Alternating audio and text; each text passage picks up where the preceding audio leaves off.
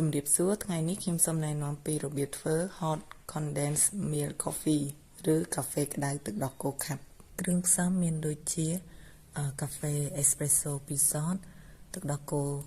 ខាប់15មីលីលីត្រទឹកដោះគោស្រស់180មីលីលីត្រយើងយកទៅ steam ដើម្បីបានពពុះតោះចាប់តាមធ្វើទាំងអស់គ្នាចាក់ទឹកដោះគោខាប់15មីលីលីត្រចូលទៅក្នុងកែវកាហ្វេដែលត្រូវទុកជូនភ្ញៀវបន្ទាប់មកយើងឆុងកាហ្វេ espresso 2សតបានហើយយកមកចាក់ចូលក្នុងកែវកាហ្វេនោះអំឡុងពេលនោះយើងចាប់ផ្ដើម steam ទឹកដោះគោ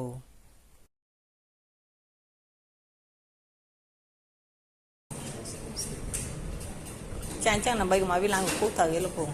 ឡើងពុះឲ្យកុំឲ្យវាលេងមកដល់ពុះហ្នឹងយើងបែកជា layer អូអញ្ចឹងយើងឲ្យប្លុកវាក្នុងនោះឲ្យកោដែរកោក៏បានដែរប៉ុន្តែគ្រូចង់ឲ្យឃើញស្អាតចង់ឲ្យឃើញជា layer ចង់ឃើញស្អាតការណាគេគ្រូបាននេះ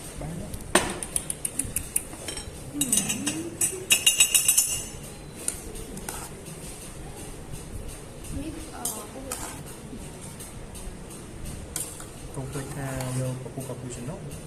ខាប់នេះធំណាស់អាហ្នឹងគេច្រើននៅសាបាខាប់ធំណាស់តែទឹកដោះគោយើងអត់ដាក់នេះក៏វេចោតែធំជាងបន្តិចអាច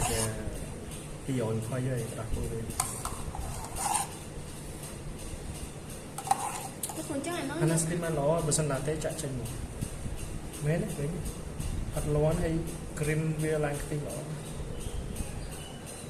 ទៅខ្លួនចឹងកន្លែង steam ហ្នឹងយើងអាច steam យកជា latte ក៏បាន cappuccino ក៏ហ្នឹងព្រោះនេះវាមិនមែនកាហ្វេរបស់អឺរ៉ុបទេកាហ្វេរបស់គេក៏ដែរយើង